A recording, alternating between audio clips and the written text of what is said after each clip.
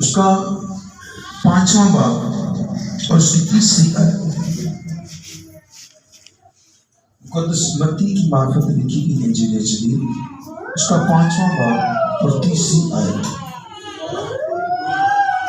خدا کے زندہ پاک کلام میں سے متی کی انجیل اس کا 5واں باب اس کی 30 آیت۔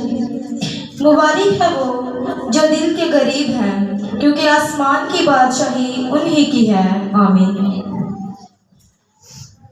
خدا کے پاک کلام کا پڑھا، سنا، سمجھا اور قبول کیا جانا ہم سبوں کے لیے باعث برکت کا سبب ہو۔ سب مل کر کہیں اے خداوند تیرا شکر ہو۔ تشریف رکھیے۔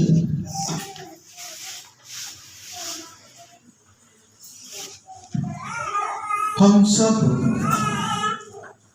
اسے خوب آگاہ ہیں کہ یہ پہاڑی واز کی جو ایک قدیم واز قرآن یسوع مسیح نے کیا، اس کی پہلی مبارکبادی ہے۔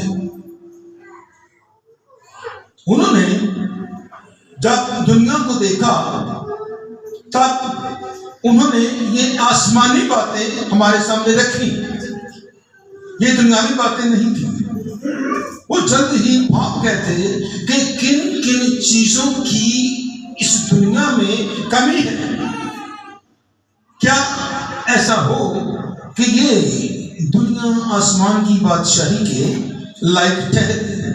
تو سب سے پہلی بات جو انہوں نے کی، انہوں نے فرمایا کہ مبارک ہیں وہ جو دل کے غریب ہیں، کیونکہ آسمان کی بادشاہی انہی کی ہے، انہی جیسوں کی ہے جو دل کے غریب ہیں۔ عام طور پر زبان میں زد عام ہے کہ فلاں شخص دل کا بڑا سخی ہے۔ ہم بھی اکثر یہ بات کہہ دیتے ہیں کہ پاویں ساڈے تے غربت ہے پر اسی دل دے غریب نہیں ہیں، پاویں ساڈے کو تھان روٹی نہیں ہے پر اسی دل دے بڑے امیر ہیں۔ لیکن خدا یسوع مسیح فرماتے ہیں کہ مبارک ہیں وہ جو دل کے غریب ہیں۔ تو کیا یہ والی بات ہماری جو سوچ میں چلتا ہے اس کی نفی نہیں کرتی؟ ہم کہتے ہیں کہ اسی دل دے بڑے امیر ہیں، یا پانچ شخص دل کا بڑا کھلا ہے، دل کا بڑا سخی ہے، لیکن یسوع مسیح کہتے ہیں کہ مبارک ہے وہ جو دل کا غریب ہے۔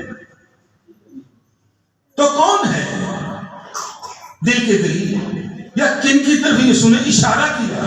یسوع نے ایسا کیا بھانپ لیا یا جان لیا کہ انہیں یہ کہنا پڑا کہ یہ لوگ دل کے امیر ہو چکے ہیں، اس لیے شاید آسمان کی بادشاہی ان سے دور ہے، تو ضروری ہے کہ یہ دل کے غریب ہوں۔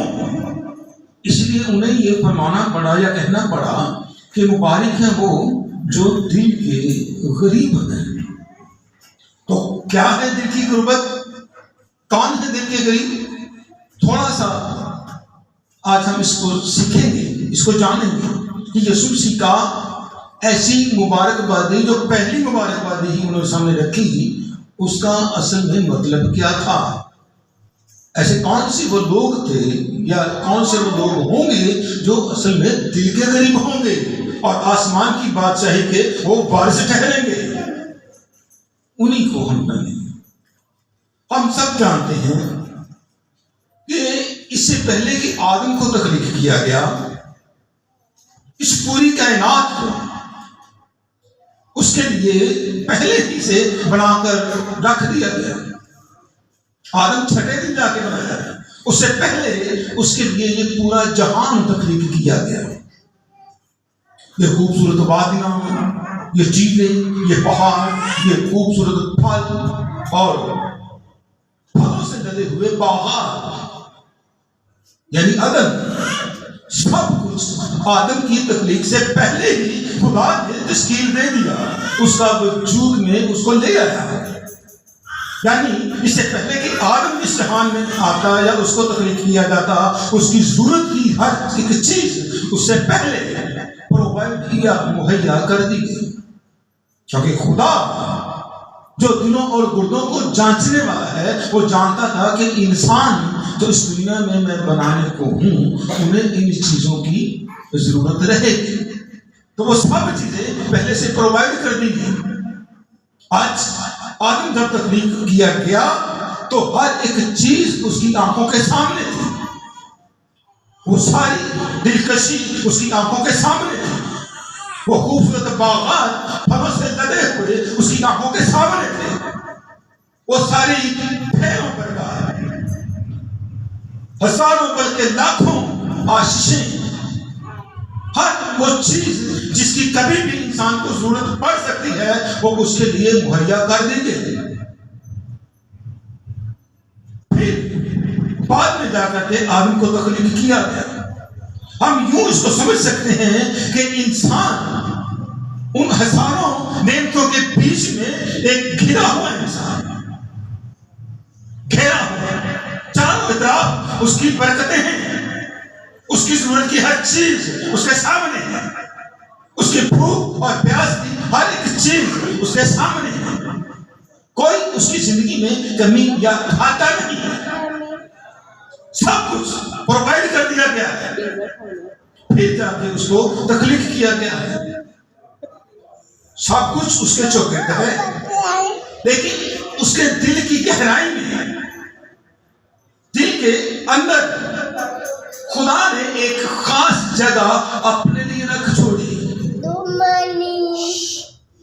جہاں پر خدا خود سکونت پذیر تھا، وہاں پر خدا رہتا تھا، وہ خدا کا گھر تھا، وہ خدا کا مقدس تھا۔ یعنی سب کچھ انسان سے باہر، دنیاوی ضروریات، جن چیزوں کی انسان کو ضرورت ہے وہ سب کچھ اس سے باہر ہے، لیکن اندر، دل کے اندر وہ خود براجمان ہے۔ اور یہی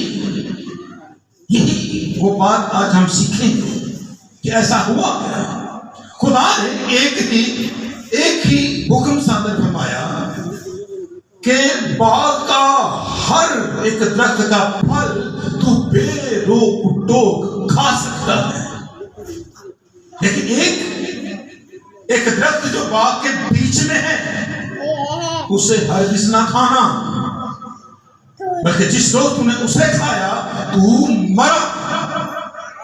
لیکن انسان کی خصلت ہے، اس کی فطرت ہے کہ اس کو جس چیز سے بھی منع کیا جاتا ہے وہ وہی کرتا ہے، جس کی جبلت میں ہے۔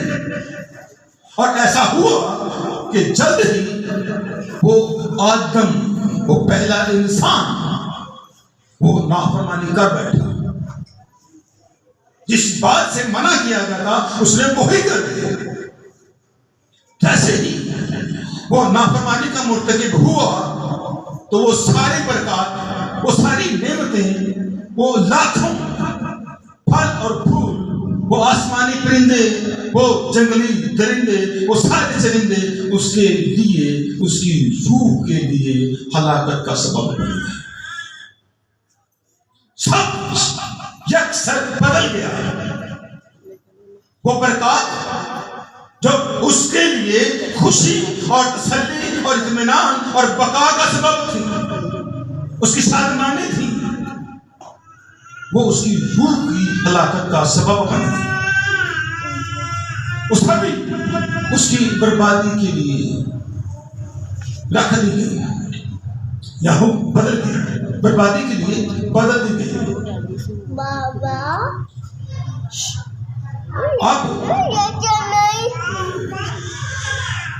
اب ہم آج دیکھتے ہیں کہ چلے جن کے پاس کچھ چیزیں نہیں ہیں ان کی تو پریشانی واجب ہے یا درست ہے، لیکن جن کے پاس سب کچھ ہے وہ بھی آج سیٹسفائیڈ نہیں ہے۔ سب کچھ گھر میں موجود ہے لیکن زندگیوں میں اطمینان نہیں ہے، وہ تسلی نہیں ہے۔ کیوں؟ کیونکہ جس نے تسلی دینی ہے وہ دل میں نہیں ہے، اس کو نکال دیا ہے اور اس اس کی جگہ پر ان چیزوں کو بھر دیا ہے جس کی اسے ضرورت نہ تھی، جو وہاں پر رہنے کے قابل نہ تھی، آج وہ چیزیں دلوں کے اندر ہیں، یعنی وہ خواہشات، وہ ہماری ضرورتیں، وہ تو آج دلوں کے اندر ہیں، اور جس کے دل میں رہنا ہے وہ دل سے نکال دیا گیا ہے۔ ہماری اس نافرمانی نے فطرت کے اس دھارے کو بدل کے رکھ دیا ہے۔ ہر چیز جو پہلے سے ہمیں مہیا کر دی گئی تھی، آج ہم ان کے لیے ترس رہے ہیں، ان کی خواہش کرتے ہیں، ان کے لیے تڑپتے ہیں، لیکن جہاں پر جس کو رکھنا تھا اس کو نکال بیٹھے ہیں۔ اور آج اکثر ہم لوگوں کو یہ کہتے سنتے ہیں کہ خداوند سانو برکت دے، یعنی آج بھی اس کی برکت چاہیے، وہ نہیں چاہیے، اس کی نعمتیں تو چاہیے لیکن وہ نہیں چاہیے۔ خدا برکت کے ساتھ خود آتا ہے، لیکن ہم اکثر خدا کی برکت کو مانگتے ہیں، خدا کو کہتے ہیں تو بے شک دور رہ، تیری برکت میرے تک پہنچ جائے۔ اب ایسا دعا کرنا میرا فلانا کام ہو جائے، لیکن خدا بے شک میرے کو آوے یا نہ آوے۔ یہی وہ ایسی آج زندگیوں کے اندر وہ فطرت بن گئی ہے جس کی ہمارے دلوں کو شدت سے ضرورت تھی، آج اسی کی کمی ہے۔ اور خداوند یسوع نے اسی کمی کو جب بھانپا تو اس نے کہا، انہوں نے فرما دیا کہ مبارک ہیں وہ جو دل کے قریب ہیں، کیونکہ آسمان کی بادشاہی انہی کی ہے۔ جو چیزیں دلوں سے باہر ہونے چاہیے تھی اس سے تم امیر ہو گئے ہو، اس کو بھر لیا ہے دل کے اندر۔ ابھی یرمیہ کی بات ہمارے پاس پڑھ رہے تھے، انہوں نے بھی فرمایا کہ دل سب چیزوں سے زیادہ ہیلا باز اور لا علاج ہے، اس کو کون دریافت کر سکتا ہے؟ تو آج ایسا ہی ہو گیا ہے کہ ہم نے خدا کی جگہ پر ان برکتوں کو رکھنا شروع کیا ہے، ان ضرورتوں کو رکھنا شروع کیا ہے، اور اس سے امیر ہوئے ہیں، اس سے بھر رکھا ہے دل کو، لیکن جس کو ہونا چاہیے تھا اس کو زندگی سے یا دل سے نکال باہر کیا ہے۔ آج جب خدا زندگی میں نہیں ہے، جب اس کا روح زندگی میں نہیں ہے، وہ اپنی جگہ پر براجمان نہیں ہے، سکونت پذیر نہیں ہے، تو زندگیوں میں سیٹسفیکشن کہاں سے آئے گی؟ وہ تسلی کہاں سے آئے گی؟ جب ہم نے فطرت کے دھارے کو بدل کے رکھ دیا ہے تو کیسے وہ فلو جاری ہوگا جس کی ہم ڈیمانڈ کرتے ہیں یا جس کو ہم مانگتے ہیں؟ ہمارے دلوں سے جب خدا نکلا، ہم نے خود اس کو نکال دیا، اس کی نافرمانی کر دی، تو ایک ایسی مضبوط اور پختہ ریشہ دار گناہ سے بھری ہوئی ایک جڑ کے اندر جنم لیا۔ اور آج ہم لاکھ اسٹرگل کریں، اس کے ایک باریک ریشے کو بھی نکالنے کی قدرت یا قوت نہیں رکھتے ہیں، مر جاتے ہیں، تباہ و برباد ہو جاتے ہیں، لیکن ایک ریشے کو بھی اس جڑ کی جو مضبوط ہے اس کا ایک ریشہ بھی نکال نہیں پاتے ہیں۔ یہ جو میں نے ایک منظر کشی کی ہے یا ایک تصویر ہمارے سامنے جو آئی ہے، کیا یہ فرضی ہے؟ کیا یہ فرضی ہے؟ بتائیے۔ نہیں، یہ وہ حقیقی تصویر ہے، یہ وہ سچائی ہے جسے آج ہم کو سو دور ہیں۔ یہ ایسا ہی ہوا ہے، اسی سے ہماری روح آج بربادی کی اس راہ پر گامزن ہے، پرواہ نہیں ہے، کیونکہ زندگیوں میں خدا نہیں ہے، دلوں کے اندر خدا نہیں ہے۔ ہم सब जानते ہیں کہ کہیں نہ کہیں میرے اندر وہ ایک ایسی خصلت پائی جاتی ہے جس کو یسوع مسیح نے بہت جلدی بھانپ لیا تھا، جان لیا تھا۔ اس نے شاگردوں کو اپنے پاس بلایا، شاگرد اس کے پاس آئے۔ یہ ہم پڑھ سکتے ہیں متی 16 کی 24 اور 25 آیت میں۔ جب رسول اس کے پاس آئے تو آپ نے فرمایا کہ اگر کوئی میرے پیچھے آنا چاہے تو سب سے پہلا کام کیا کرے؟ اپنی خودی کا انکار کرے اور اپنی صلیب اٹھائے اور میرے پیچھے بولے۔ اگر کوئی میری خاطر اپنی جان کو کھوئے گا تو ریئل میں اسے بچائے گا، لیکن جو اپنی جان بچائے گا وہ اسے گنوائے گا یا وہ اسے کھوئے گا۔ تو سب سے پہلے جو یسوع مسیح نے ہمارے اندر دیکھا تو اس نے کہا یہ خودی کا شکار ہے، یہ میں کا شکار ہے، یہ خودی اور میں سے بھرے ہیں۔ ان کے دلوں کے اندر جو قابض ہے، جس نے قبضہ کر رکھا ہے، یہ خودی اور میں ہے۔ تو سب سے پہلا کام یا حکم انہوں نے دیا، لگا سب سے پہلے اپنی خودی کا انکار کر۔ وہ میں کیا ہے؟ وہ خودی کیا ہے کہ میں ہی سب سے بڑا خدا کا جاننے والا ہوں۔ یہ بھی ایک خودی کی کڑی ہے۔ میرے سے اچھا کسی کے پاس علم نہیں ہے، خودی کی ایک کڑی ہے۔ میں بہت پارسا ہوں، یہ خودی کی ایک کڑی ہے۔ میں بہت نالج رکھتا ہوں، یہ خودی کی ایک کڑی ہے۔ میں بہت پاک ہوں، یہ خودی کی ایک کڑی ہے۔ میں بہت پارسا ہوں، میں بہت روزے رکھتا ہوں، میں بہت مہذب ہوں، میں بہت عالم ہوں، یہ ساری خودی کی وہ ایک اقسام ہے جس کا آج کا انسان شکار ہے۔ میرے گھر میں فیملی کے جو ممبران ہیں وہ مجھ سے تو بالکل جاہل ہیں، صرف میں ہی عاقل یا عقل کل ہوں، باقی بس کی کریے گزارا کرنے ہیں جی، کسی نے تمیز کوئی نہیں ہے۔ ایسی سوچ، ایسی خودی، ایسی انا کا شکار ہو گئے ہیں۔ اور یہی بنیادی بات یسوع مسیح نے اپنے رسولوں سے کہی کہ اگر میرے پیچھے آنا چاہتے ہو، اگر کوئی میرے پیچھے آئے تو سب سے پہلے اپنی خودی کا انکار کرے اور اپنی صلیب اٹھائے، نہ کہ میں اپنے پہنی یا پرادی صلیب اٹھاؤں، یعنی عہدے سے انگلیاں اٹھانا، مجھے اپنا جواب دینا ہے، مجھے میری ہی باتوں کا یا سوچوں کا جواب دینا ہے۔ قرآن یسوع مسیح جب اس دنیا میں آئے تو فلپیوں کے نام پر رسول نے خط لکھتے ہوئے جب آئے تو انہوں نے بیان کیا کہ ویسا ہی مزاج رکھو۔ فلپیوں 2:5 مشہور زمانہ ہے، ویسا ہی مزاج رکھو جیسا خدا کے بیٹے مسیح یسوع کا بھی تھا۔ پھر آگے فرماتے ہیں اگرچہ وہ خدا کی صورت پر تھا، اگرچہ وہ خدا کی صورت پر تھا، یعنی خدا تھا، جب اس جہان میں آیا تو اس نے اپنے آپ کو خالی کر دیا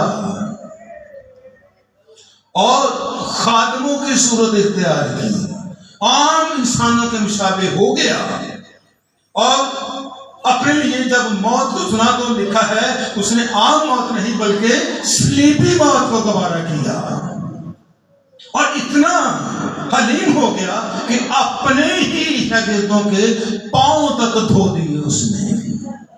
اس قدر اس نے ان سارے آسمان کی الوہیت سے خود کو خالی کر دیا۔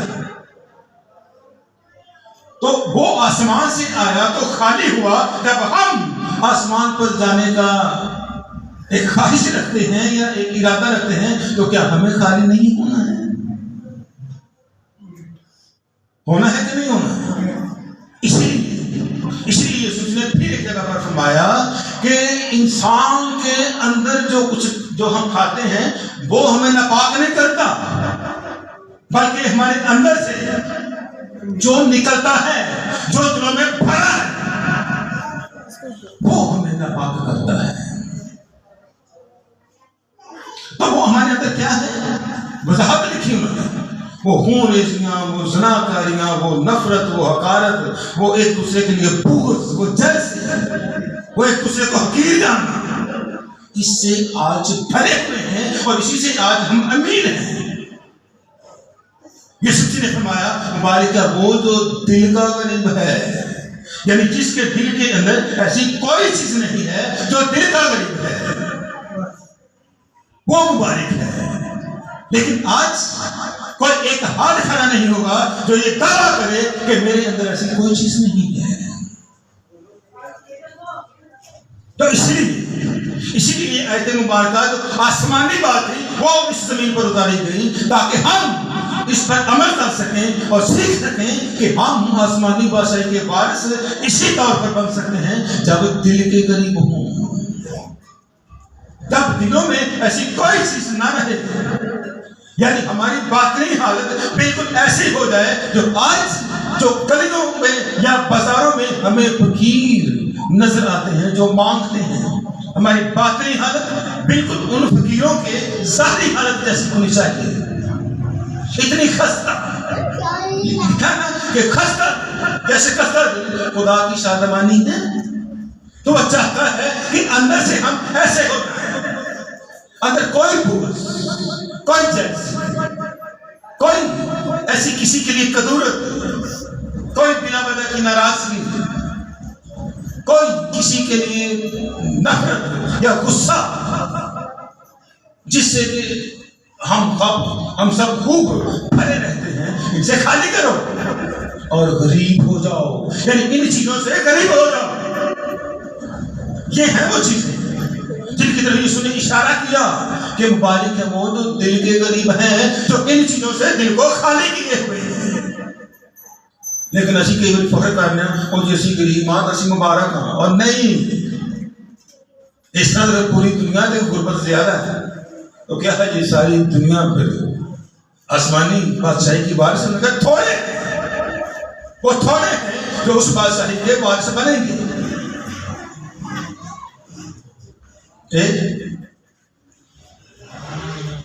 وہ تھوڑے ہیں جو آسمانی ان بادشاہی کے وارث بنیں گے۔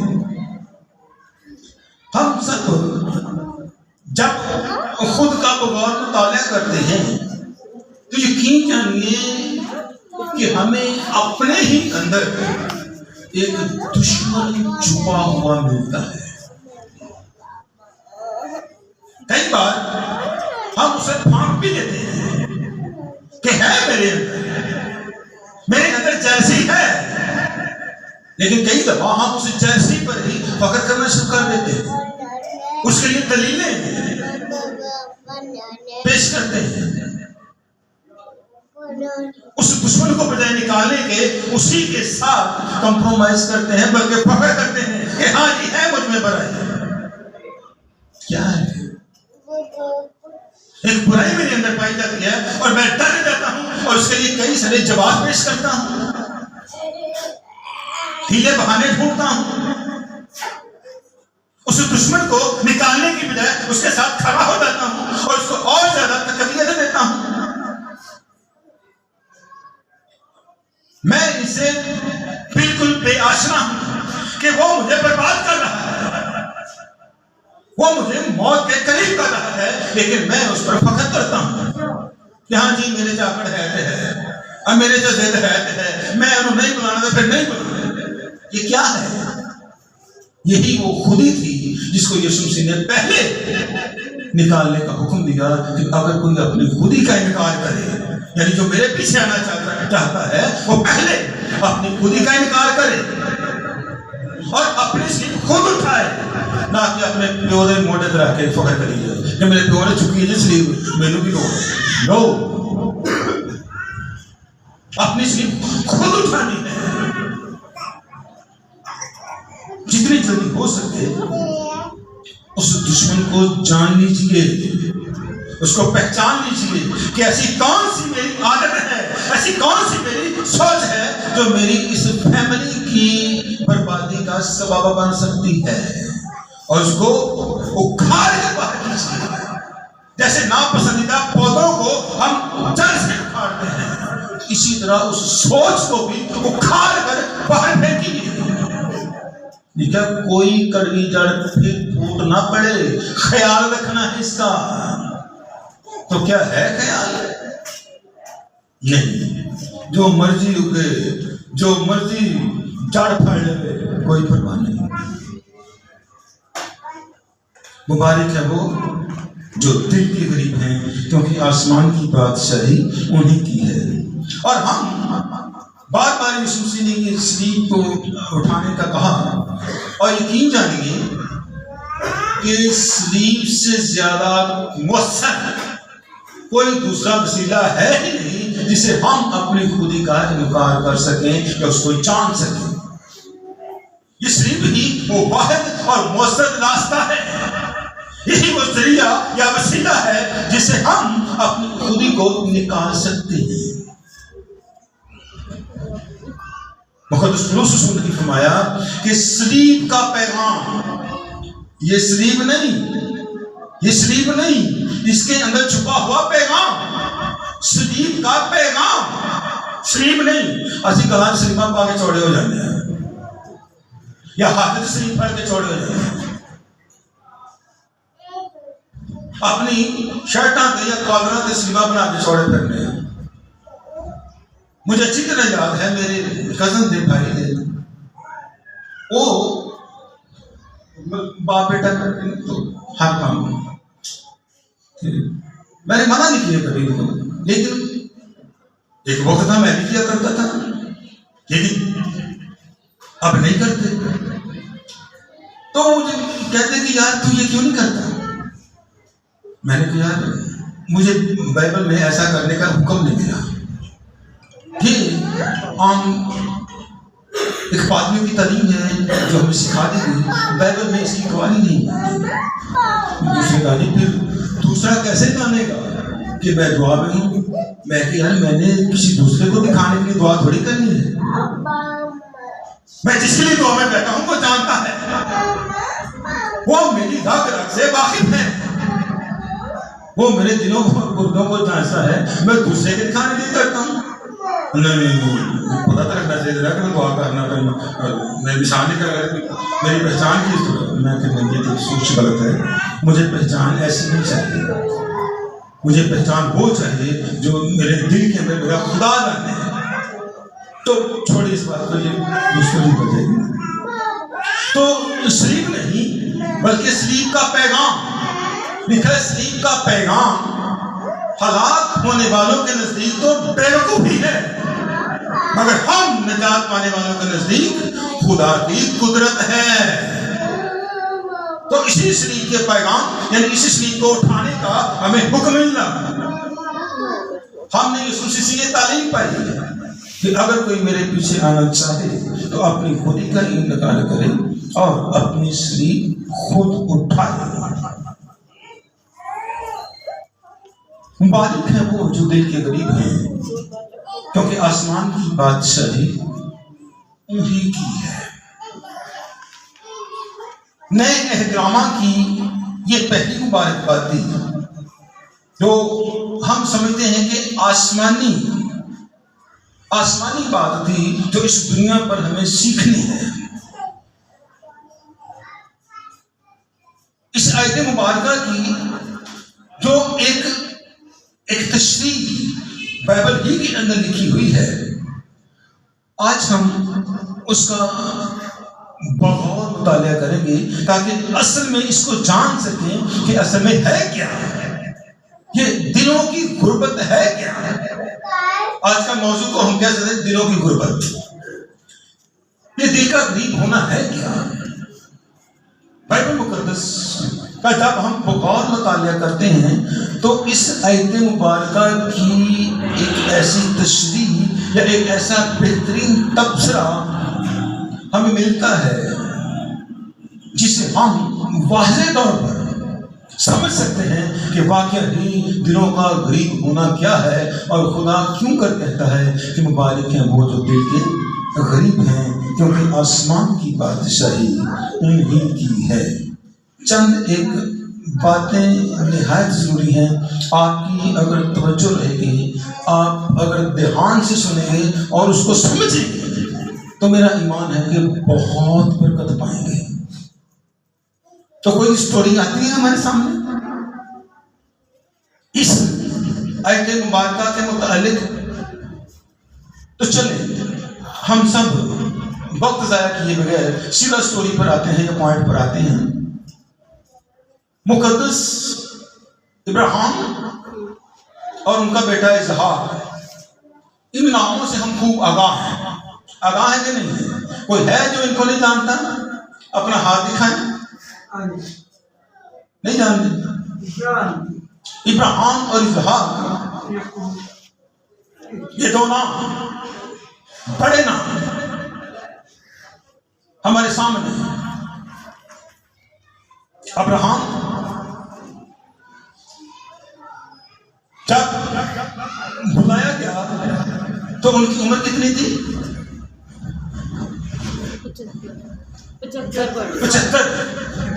75 برس کی عمر میں ابراہیم کے پاس خدا آیا اور اس نے اپنا کلام خدا کے بندے ابراہیم کے سامنے رکھا. ابراہیم بے اولاد تھا. 75 برس کی عمر میں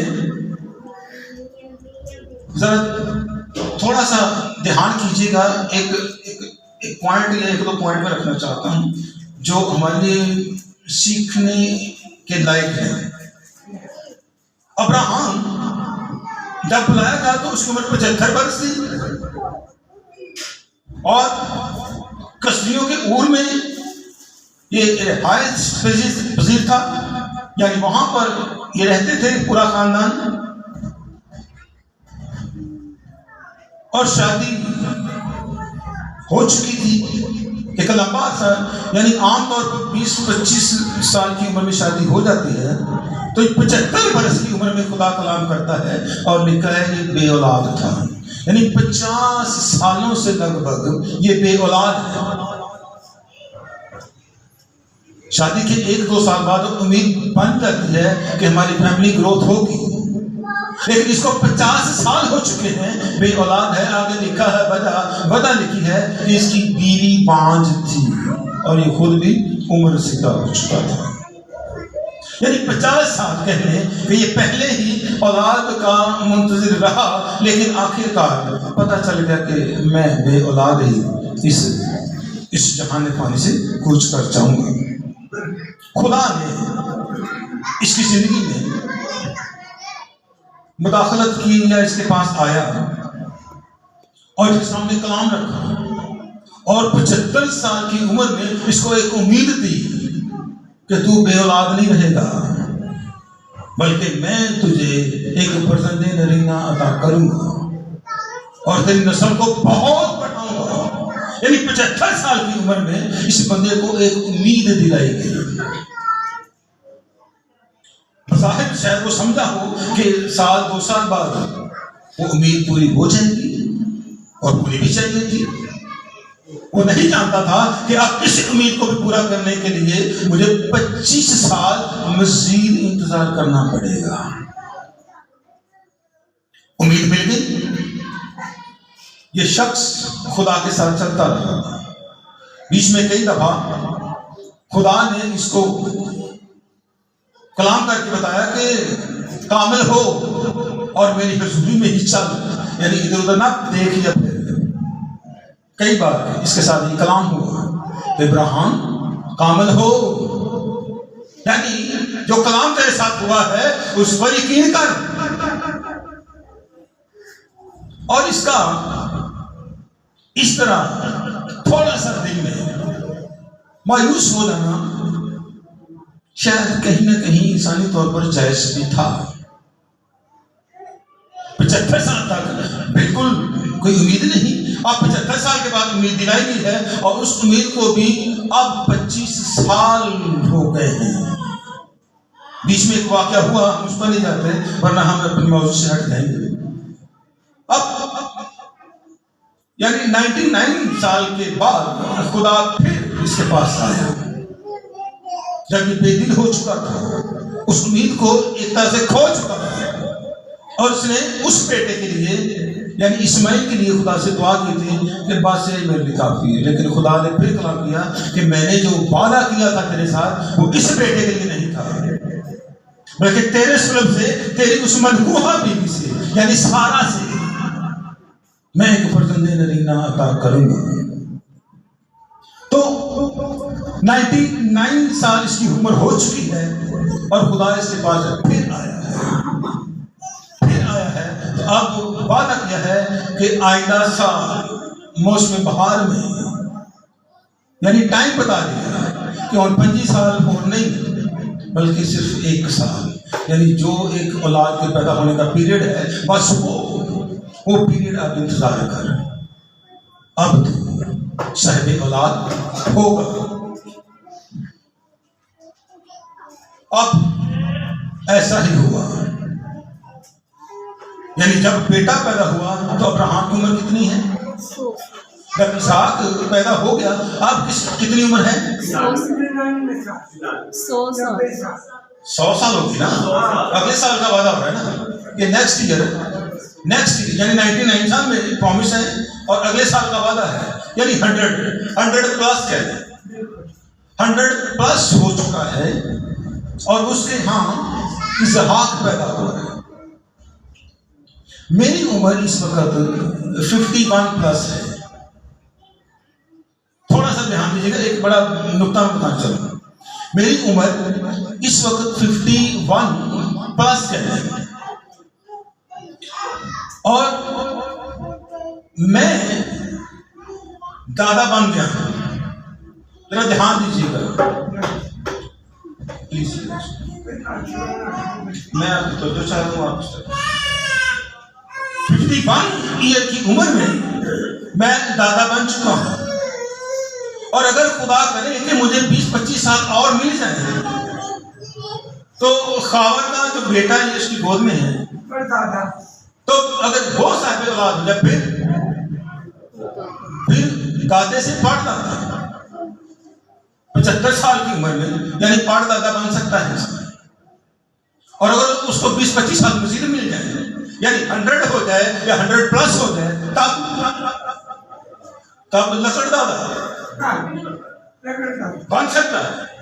لیکن ابراہیم جب اس عمر میں پہنچا تو اس کو پہلی فرزند نرینہ ملا،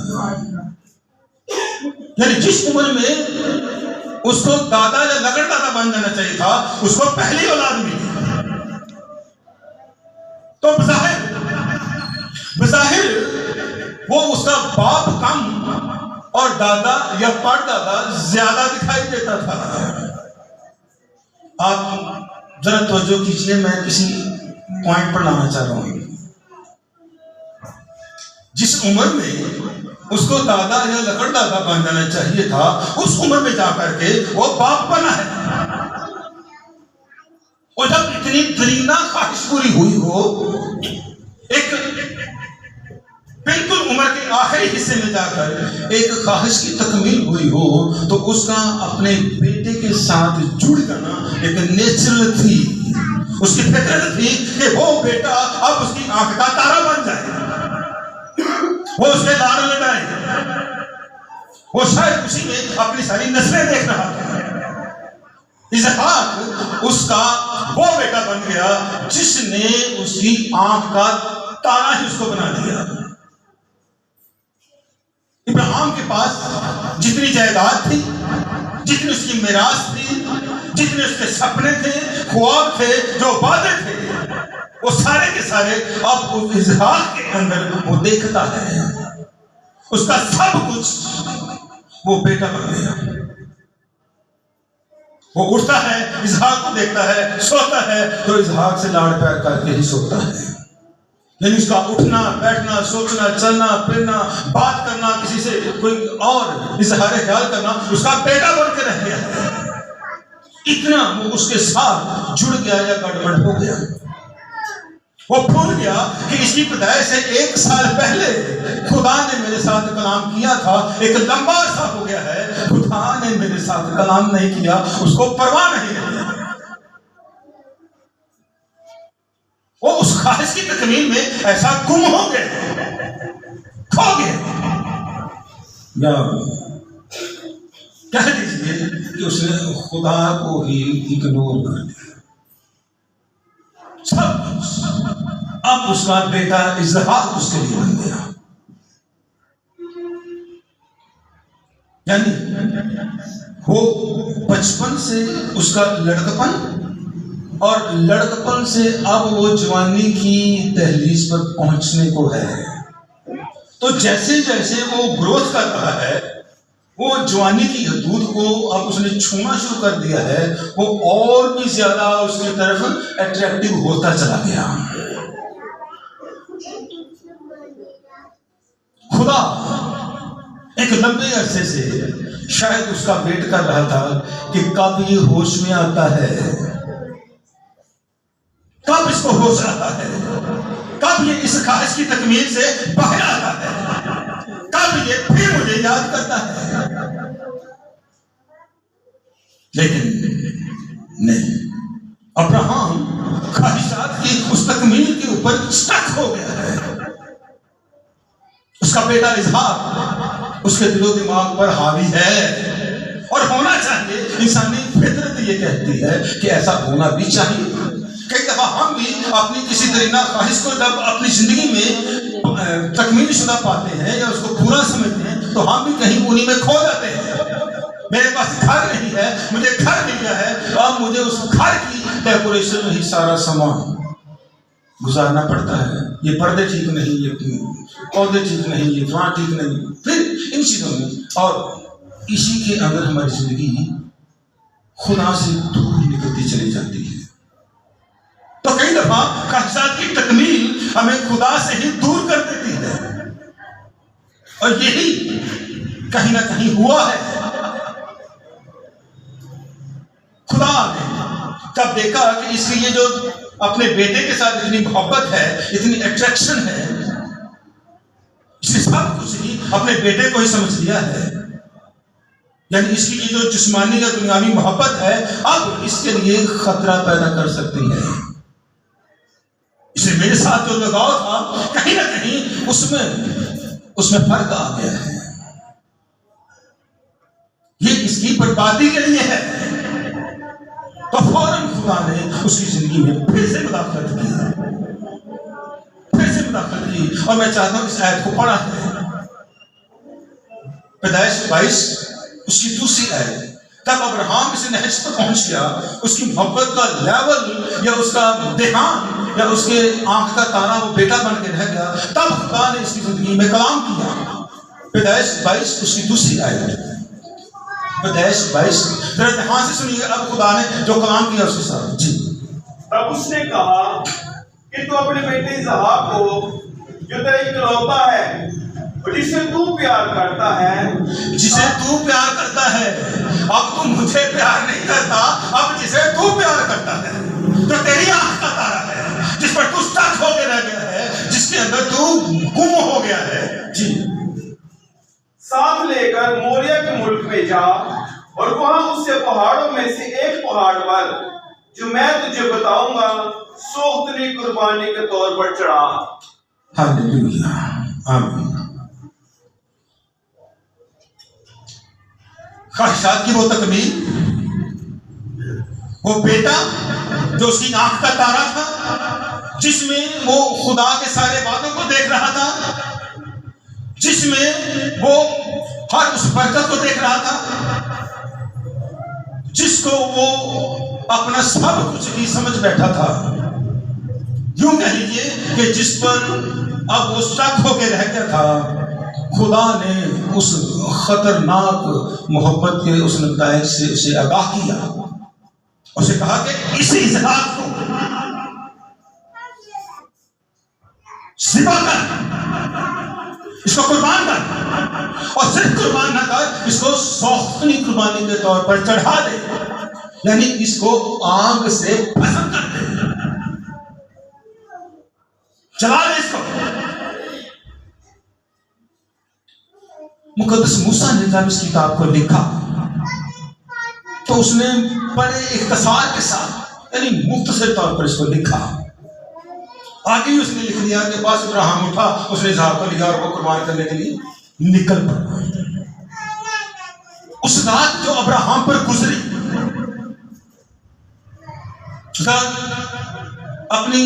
اپنے تصور میں لائیے اس سارے منظر کو جس کا سب کچھ تھی وہ بیٹا تھا،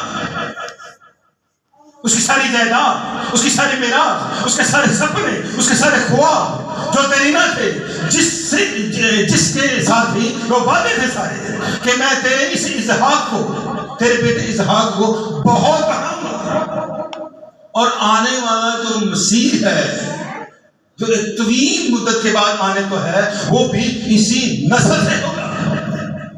حکم آیا ہے کہ اسی کو اب ذبح کر دے اور اس کو سوختنی قربانی کے لیے چڑھا دے۔ سوچ اس رات اس کلام کو پانے کے بعد ابراہیم کی کیا حالت ہوگی؟ اس بیٹے کو یعنی خواہشات کی اس تکمیل کو اب آگ سے جلا دے، پسند کر دے۔ ایک جان کو چیز دینے والا ایک فیصلہ یا ایک حکم جس کو پورا کرنا ہم میں سے شاید کسی کے پاس میں نہ ہو۔ عمر سیدھا آدمی جو آپ 120 کے لگ بھگ ہے، اس کے لیے یہ حکم آ گیا ہے کہ جو تیری آنکھ کا تارا بن گیا ہے، جس پر تو اب فوکس کی ہوئے ہے، اس کو لے اور یہاں پر نہیں بلکہ یہاں سے 3 دن کا سفر ہے، وہاں پر جا اور موریا کے ملک میں جا، اور وہاں پر بھی اپنے پسانے کا پہاڑ نہیں بلکہ جو پہاڑ میں تجھے دکھاؤں گا وہاں پر چل، اور وہاں پر جا کے اس کو ذبح کر، اس کو قربان کر، اور صرف قربان نہ کر بلکہ اس کو آگ سے پسند کر دے، سوختنی قربانی کے طور پر اس کو چڑھا دے۔ اس رات کا منظر آنکھوں کے سامنے لائیے ذرا، اس شخص پر، اس عمر سیدھا بوڑھے ابراہیم پر کیا گزری ہوگی، کیسے کیسے سپنے سیدھا بیٹھا تھا، کیسے کیسے خواب دیکھ لیے تھے اس نے، کیا کچھ نہیں دیکھا تھا اس نے اس اسحاق میں۔ خدا نے کہا نکال اس کو ذبح کر اور سوختنی قربانی کے طور پر اس کو چڑھا دے۔ اس رات تاروں کی اس گھنی چھاؤں میں یہ بزرگ جب کھڑا ہے خدا کی حضوری میں، یہ حکم آ چکا ہے، سوچیے اس کی دل کی کیفیت کیا ہوگی۔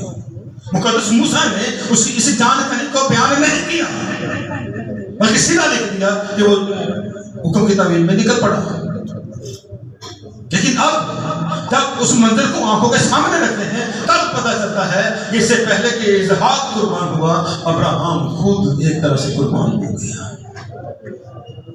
وہ چھری جو اسحاق کے گردن پر باندھ رکھی تھی پہلے اس کو اپنی گردن پر محسوس ہوئی۔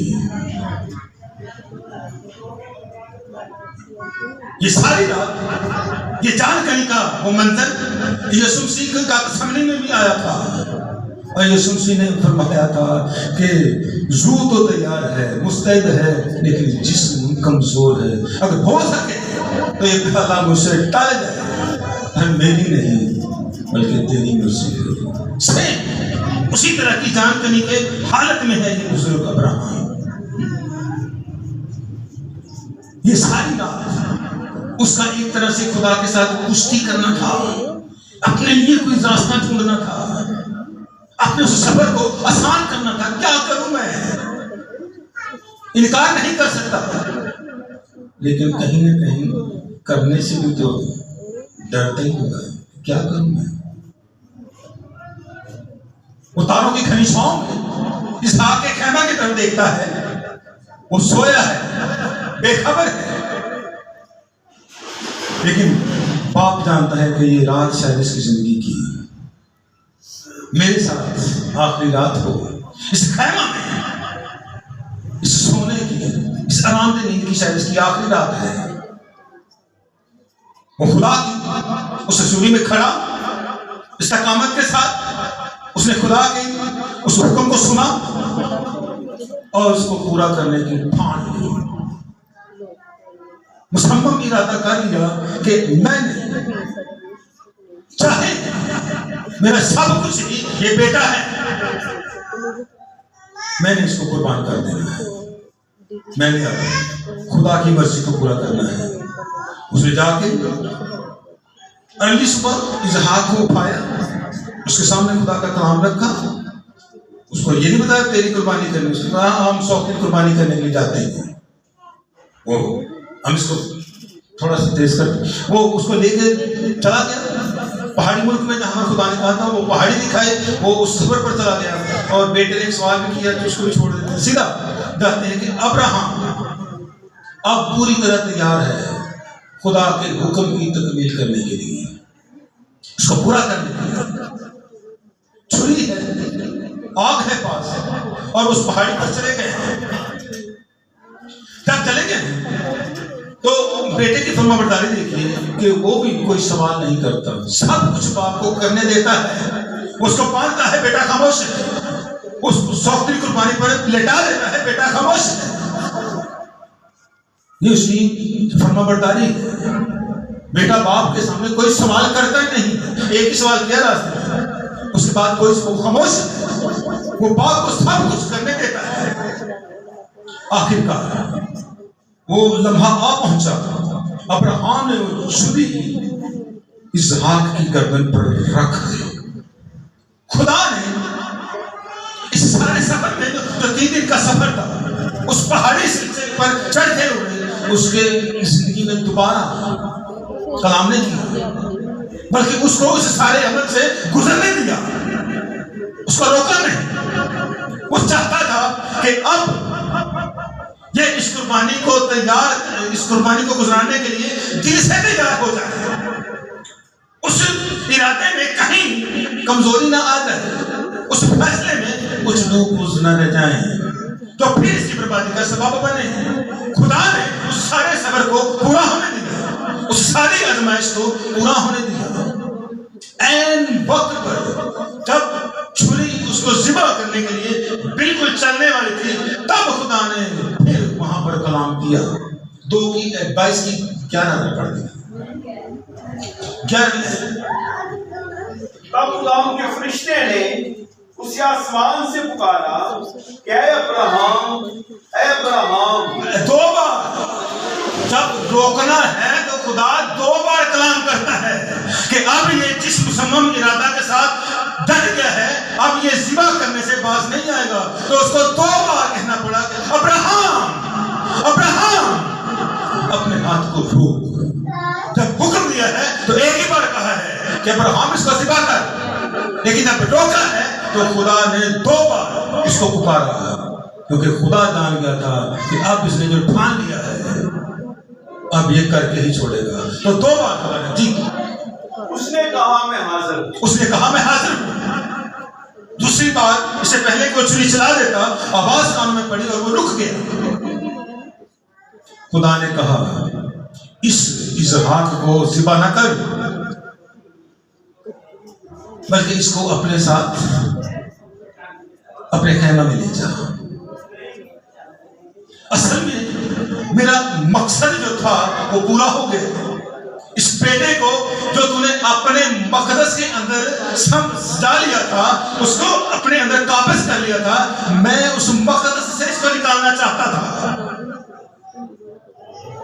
وہ مقدس میرا ہے، وہ جگہ میری ہے، وہ تخت میرا ہے، وہ میری سکونت گاہ ہے. تو نے اس کو بٹھا لیا تھا.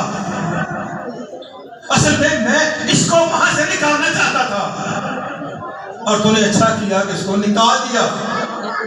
آج میں جان گیا ہوں کہ تیرے اندر خدا کا پھر سے خوف آ گیا ہے، تو پھر سے کامل ہو گیا ہے. تو نے پھر سے اس چیز کو یعنی اس بیٹے کو جو تیرا اکلوتا ہے اس کو ذبح کرنے سے بھی تو نے دریغ نہیں کیا. اب میں جان گیا ہوں تو نے میرا مقدس مجھے لوٹا لیا ہے. تو انہیں خود کو خالی پھر سے کر دیا ہے، تو پھر سے دل کا غریب ہو گیا ہے۔ مبارک ہے وہ جو دل کے غریب ہیں، کیونکہ آسمان کی بادشاہی انہی کی ہے۔ ابراہیم سب کچھ اس کے پاس تھا، کچھ بھی چھینا نہیں گیا، نوکر چاکر، پھیر بکریاں، اس کے اونٹ، اس کی بیلیں، اس کے گائے جو بھی تھا، اس کے نوکر چاکر، اس کی بیوی، حتیٰ کہ وہ بیٹا اسحاق بھی، سب کچھ اس کے پاس تھا، لیکن دل میں اب کچھ بھی نہیں تھا۔ دل اب خدا کی حضوری سے معمور تھا، اس کے اندر سے یہ سب چیزیں جو اس کی ملکیت جانی جانی تھی وہ سب خدا نے نکال دی، خالی کر دیا۔ وہ سب کچھ ہوتے ہوئے بھی آج اندر سے خالی ہے۔ لوگ کہتے ہیں کہ ابراہیم بڑا دولت مند ہے، وہ صرف مسکرا دیتا ہے، کہتا ہے ہاں میں جانتا ہوں کہ میں کتنا دولت مند ہوں، یہ سب کچھ تو مجھے خدا نے دیا تھا، اور یہ زمینی تھا، ان میں سے کوئی بھی چیز میرے ساتھ اوپر جانے والی نہیں ہے۔ اس نے قابض ہونے والی ان ساری چیزوں کو دل سے پھر نکال دیا اور اپنے دل کو خدا کے لیے خالی کر دیا۔ یہی چاہتا ہے خدا، اور یہی وہ مبارکبادی ہے جس کی تکمیل خدا آج ہم سب میں دیکھنا چاہتا ہے۔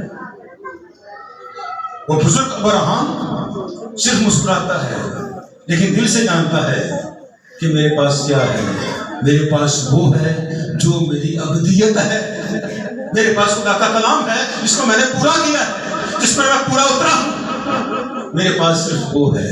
یہ سب کچھ تمہاری نگاہ میں ہے، لیکن میری نگاہ میں میرا خدا جس کے حکموں کی تکمیل میں نے کی ہے، جس کو پورا میں نے کیا ہے، جو مجھے کبھی چھینا نہ جائے گا، وہ میرے پاس ہے، اور میں اسی سے دولت مند ہوں، ان چیزوں سے نہیں۔ مبارک ہے وہ جو دل کے غریب ہیں، جنہوں نے دل کو خالی کیا ہے، صرف خدا کو اس میں بسنے دیا ہے، وہ ہیں دل کے غریب، اور خدا کے مسکن کو اس کے اندر رہنے کے لیے پھر سے اس کو جگہ دیتے ہیں، اس کو براجمان کرتے ہیں، اس کو تکنشین کرتے ہیں۔ ایک چھوٹی سی بات کرتے ہیں، ہم اس کو ختم کرتے ہیں۔ یہ جو ہے نا دوسرے باب میں ہمیں ملتی ہے یہ بات، اور یوسف مسیح ہیکل میں آئے ہیں، اور ہیکل میں آ کے ایک عجیب منظر دیکھتے ہیں، یعنی وہاں پر گائے بیل، سرافے اور دیگر کبوتر فروش اور جو بھی وہاں پر کاروبار تھے، وہ سارے کے سارے اس مقدس کے اندر ہو رہے تھے۔ قرآن یوسف سے نے اس کا بغور جائزہ لیا اور لکھا اس نے رسیوں کا وہاں پر کوڑا بنایا، رسیوں کا کوڑا بنایا، اور بغیر لحاظ کیے سبھی کو مارنا شروع کیا، دھکے مارنے، دھکے دے دے کر باہر نکالا، ان کے سارے اس نقدی کو بکھیر دیا، سارے جانوروں کو، سارے کے سارے ان پرندوں کو، ان سرابوں کو نکال باہر کیا۔ جب ہمیں اپنی مقدس کے اندر ایسے قابض چیزیں ملیں تو ہمیں بھی یسوع مسیح کی طرح اس کوڑے کو پکڑنا ہے، اس کے مقدس سے، اس کے گھر سے ان جانوروں کو نکالنا ہے، ان سلاخوں کو نکال باہر کرنا ہے۔ ہو سکتا ہے کئی لوگوں نے یسوع مسیح کے آگے التماس کی کہ تھوڑی دیر رہنے دو، کہتے نہیں، تھکے مارے، بے رحم ہو گیا، کیونکہ اسے مقدس سے زیادہ عزیز تھا، وہ کچھ بھی نہیں تھا۔ تو نے میرے باپ کے گھر کو ڈاکوؤں کی کھو بنا دیا ہے، وہ اسی کو گھر سے نکال دیا ہے، اور اس کو واپس بلانے کے لیے آج بھی تیار نہیں ہو، آج بھی اس کے لیے اس طور سے مقدس کو پاک کرنے کے لیے تیار نہیں ہے۔ تو ہر اس جڑ کو جو پھر سے پنپ سکتی ہے اس کو اکھاڑ پھینکیے، لحاظ نہ کیجیے، دریغ نہ کیجیے۔ یسوع مسیح نے کسی کا لحاظ نہیں کیا، سب کو دھکے دے کے اس ہیکل سے باہر کیا۔ تو ہمیں بھی کئی دفعہ سخت سیئر لینے پڑتے ہیں، ان चीजों को निकालने के लिए जो उसके मुकद्दस पर काबिज हो गई हैं, जिन्होंने उस धारे को चेंज करके रख दिया है। आज के लिए इतना ही। खुदा हम सबों को इस कलाम के वसीला से बड़ी